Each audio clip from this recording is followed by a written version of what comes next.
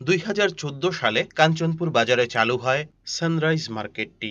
এর দেখাশোনার দায়িত্বে রয়েছে এদেশের সাব জোনাল দপ্তর। মার্কেটের নিচে এবং উপরতলায় মিলিয়ে রয়েছে মোট 26টি স্টল। সরকার নির্ধারিত প্রত্যেকটি ঘরের ভাড়া হলো 500 টাকা। মার্কেটটির উদ্বোধনের পর থেকেই এটি রয়েছে প্রথম এবং দ্বিতীয় সারির বাম নেতাদের দখলে। মার্কেটের বেশ কয়েকটি স্টল কোনো এক অজ্ঞাত কারণে বন্ধ অবস্থায় পড়ে রয়েছে।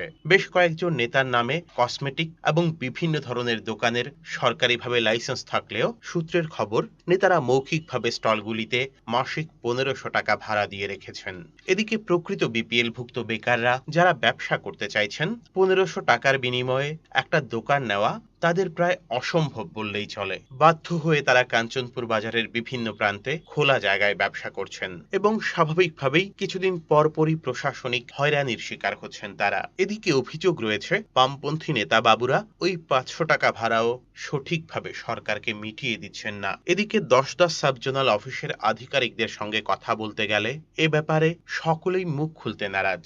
এ ব্যাপারে সরকার পক্ষের নজরদারির দাবি উঠছে এলাকার বেকারদের পক্ষ থেকে। Bureau report, search India, TNN।